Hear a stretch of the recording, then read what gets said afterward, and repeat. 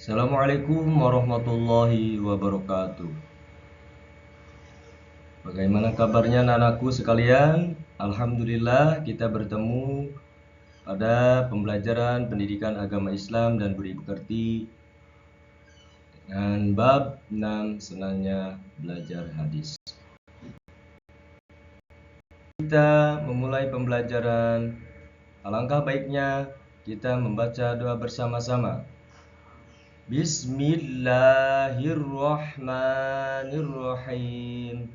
Raditu billahi rabba wa bil islami dina wa bi muhammadin nabiyyan wa rasula.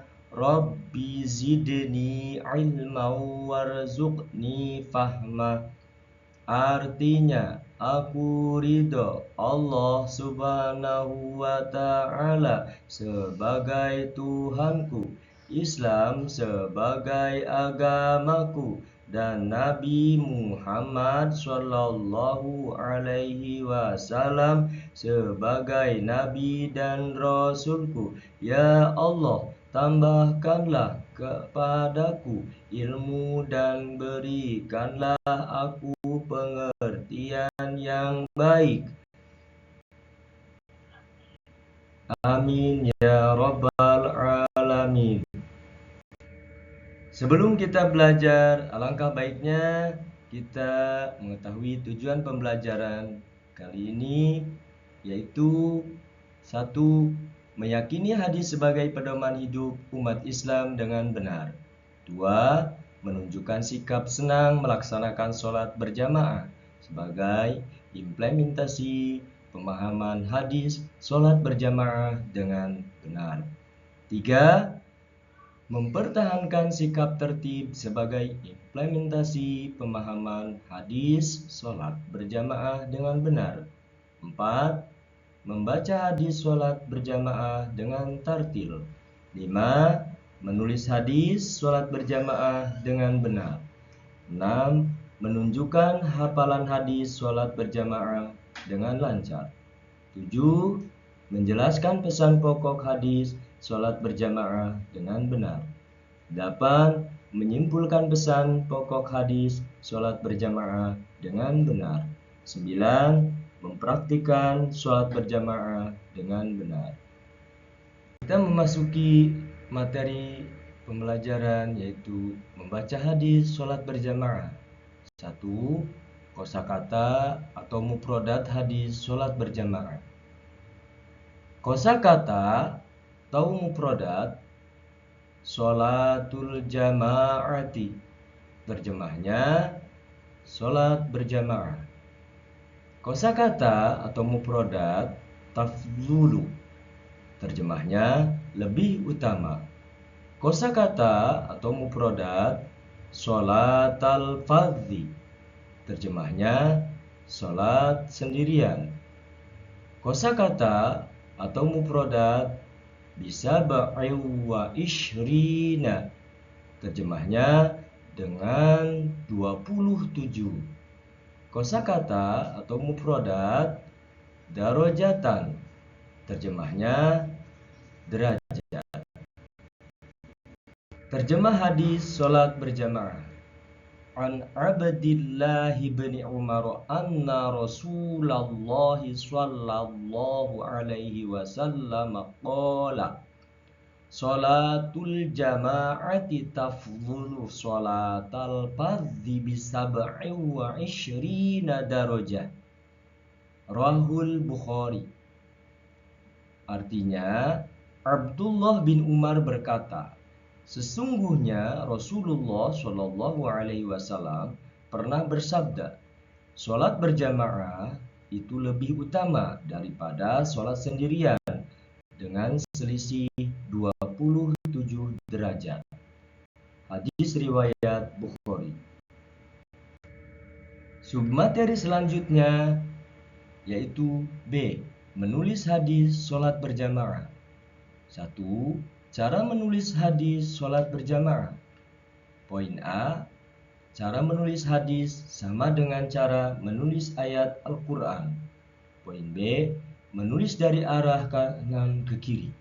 Poin C, ada yang dapat disambung, ada juga yang tidak dapat disambung.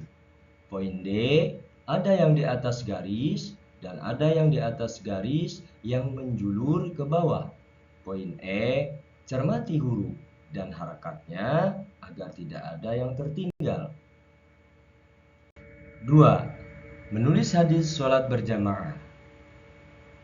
Silakan anak-anakku, kalian salin dengan menulis hadis di atas. An Abdillah ibni Umar. Silakan kalian tulis ulang di buku kalian masing-masing. Kemudian seterusnya, anna Rasulullah sallallahu alaihi wasallam qala. Kemudian tulis lagi sholatul jama'ati tafdulu sholatal fardhi. Dan yang terakhir, tuliskan dalam buku tulis kalian bisa wa ishrina darajatan. Materi selanjutnya, poin C, menghafal hadis sholat berjamaah. 1. Cara menghafal hadis sholat berjamaah. Poin A, bacalah dengan teliti agar tidak terjadi kesalahan. Poin B, potonglah hadis tersebut menjadi beberapa bagian sesuai dengan kemampuan kalian.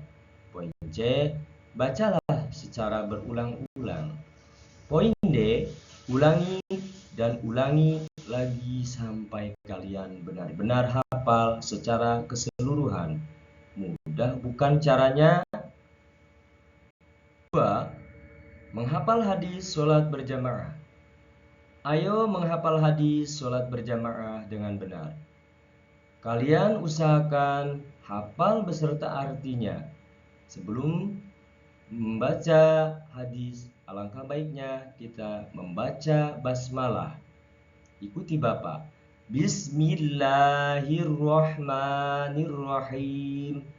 Dengan nama Allah yang Maha Pengasih, Maha Penyayang. An Abdillah ibni Umar anna Rasulullah sallallahu alaihi wasallam qala sholatul jama'ati tafdhulu sholatal fardhi bisab'i wa ishrina darajah. Rawahul Bukhari. Artinya, Abdullah bin Umar berkata, sesungguhnya Rasulullah Shallallahu Alaihi Wasallam pernah bersabda, sholat berjamaah itu lebih utama daripada sholat sendirian dengan selisih 27 derajat. Hadis riwayat Bukhari. Sub materi poin D, pesan pokok hadis sholat berjamaah. 1. Asbabul wurud hadis sholat berjamaah. Asbabul wurud artinya sebab yang melatar belakangi hadis. Hadis sholat berjamaah muncul karena peristiwa Mahjan bin Al-Adrar bertemu ke Rasulullah Shallallahu Alaihi Wasallam saat iqamah. Rasulullah Shallallahu Alaihi Wasallam bergegas sholat berjamaah. Namun Mahjan tidak ikut sholat berjamaah. Setelah sholat, Nabi Muhammad SAW bertanya kepada Mahjan, apakah kamu muslim? Mahjan menjawab, ya. Nabi bertanya lagi, mengapa tidak ikut berjamaah? Saya sudah sholat di rumah, jawab Mahjan. Lalu Nabi Muhammad SAW bersabda, sholat berjamaah lebih utama daripada sholat sendirian dengan selisih 27 derajat. Kitab Al-Murjamul Kabir karya Imam At-Tabrani. Sub materi poin D, pesan pokok hadis sholat berjamaah. 1. Asbabul wurud hadis sholat berjamaah. Asbabul wurud artinya sebab yang melatar belakangi hadis. Hadis sholat berjamaah muncul karena peristiwa Mahjan bin Al-Adrar bertemu ke Rasulullah Shallallahu Alaihi Wasallam saat iqamah. Rasulullah Shallallahu Alaihi Wasallam bergegas sholat berjamaah. Namun Mahjan tidak ikut sholat berjamaah. Setelah sholat, Nabi Muhammad SAW bertanya kepada Mahjan, "Apakah kamu Muslim?" Mahjan menjawab, "Ya."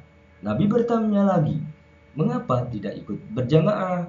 "Saya sudah sholat di rumah," jawab Mahjan. Lalu Nabi Muhammad SAW bersabda, "Sholat berjamaah lebih utama daripada sholat sendirian dengan selisih 27 derajat." Kitab Al-Murjamul Kabir karya Imam At-Tabrani. 2. Pesan pokok hadis sholat berjamaah. Pesan pokok hadis sholat berjamaah diantaranya, poin A, sebaiknya sholat dilakukan dengan berjamaah. Poin B, pahala sholat berjamaah dilipat gandakan. Poin C, hendaknya kita mencari pahala sebanyak-banyaknya. Poin D, mempelajari tata cara sholat berjamaah. Poin E, membangun atau menyediakan sarana ibadah untuk sholat berjamaah. Selanjutnya, submateri poin E, yaitu praktik sholat berjamaah. Tata cara sholat berjamaah sebagai berikut. 1. Makmum sengaja berniat untuk mengikuti imam. 2. Imam berdiri di depan, sedang makmum berada di belakang. 3. Laki-laki tidak diperbolehkan ikut imam perempuan. 4. Imam dianjurkan mengarahkan shaf atau barisan agak lurus dan rapat. Rapat bukan berarti berdesak-desakan. Tetap berposisi nyaman untuk melakukan gerakan sholat. 5. Apabila makmum hanya satu laki-laki, disunahkan berada di samping kanan imam agak mundur sedikit. Demikian pula bila imam dan makmum sama-sama perempuan. 6. Apabila imamnya laki-laki, sedangkan makmumnya laki-laki dan perempuan, maka posisi makmum perempuan berada jauh di belakang makmum laki-laki. 7. Apabila makmum lebih dari seorang dan sama-sama laki-laki atau sama-sama perempuan, maka posisi makmum langsung berada di belakang imam. 8. Tidak membentuk shaf baru sebelum shaf penuh. 9. Makmum harus mengikuti gerakan imam, tidak boleh mendahulinya. 10. Makmum tidak boleh melambatkan diri melebihi 2 rukun salat. 11. Sholat makmum harus sama jenis dengan sholat imam. Apabila imam sholat maghrib, maka makmum juga sholat maghrib. Apabila imam sholat jamak, maka makmum harus sholat jamak. Apabila imam sholat sunnah, maka makmum juga sholat sunnah. 12. Sebaik-baik shaf laki-laki adalah paling depan, sedang sebaik-baik shaf perempuan adalah di belakang. 13.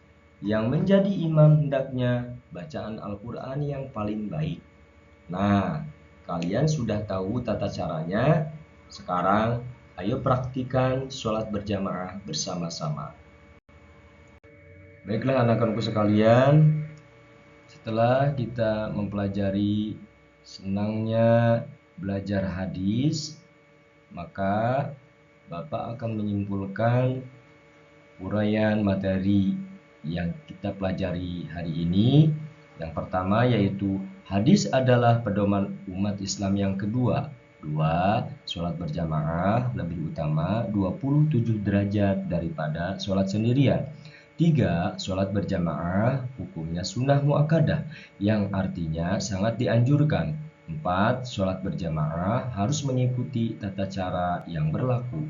5. Makmum harus berniat mengikuti imam. Baiklah anak-anakku sekalian,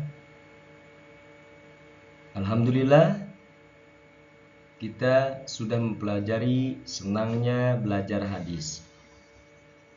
Maka dari itu kalian harus senang membaca hadis, mempelajari hadis, ya. Dan jangan lupa tetap semangat, jangan malas-malasan. Tugas-tugas yang tadi Bapak berikan harus dikerjakan dengan baik. Setelah itu dikumpulkan. Nah, mudah-mudahan kalian mendapat nilai yang baik ya. Dan tetap semangat.